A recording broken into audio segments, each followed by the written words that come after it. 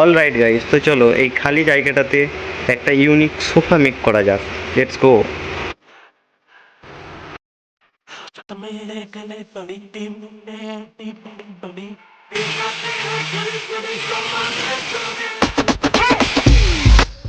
তো চলো সোফার মাল রেডি, এবার সোফাটাকে ফিক্স করা যাক।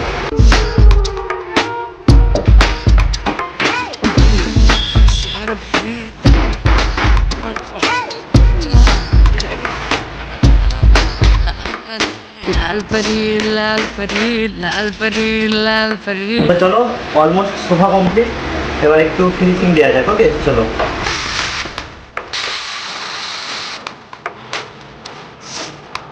তো চলো সোফা মোটামুটি কমপ্লিট, এবার সোফার টপ কাটা যাক।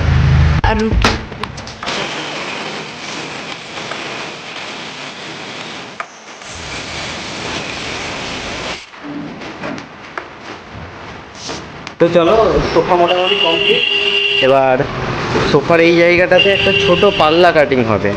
এই যে এসির এখান থেকে পাইপটা গেছে, এসির পাইপের পানিটা টোটালি এর ভিতরে একটা জার রাখা থাকবে, সেই জারেতে জমা হবে।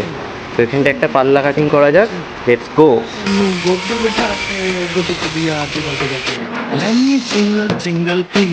তো চলো মোটামুটি পাল্লার জন্য কাটা কমপ্লিট, এবার ওখানে পাল্লাটাতে কবজা লাগিয়ে তারপর দেখা হচ্ছে। চলো। অলরাইট, তোমরা দেখতে পাচ্ছ সোফা অলমোস্ট কমপ্লিট হয়ে গেছে। জাস্ট এখানে গদিটা পড়বে, গদি মিস্ত্রি জাস্ট ওখানে গদিটা লাগাবে অ্যান্ড সোফা কমপ্লিট। আর যেটা পাল্লা বলছিলাম, এখানে একটা ছোটো বড় পাল্লা হয়েছে এসি থেকে, এসির পানিটাও ওখান থেকে পাইপে হয়ে সোফার ভিতরে আসবে। সোফার ভিতরে একটা 20 লিটারের জার থাকবে অ্যান্ড এই পাল্লাটা খুলে জারটা বার করে নেবে।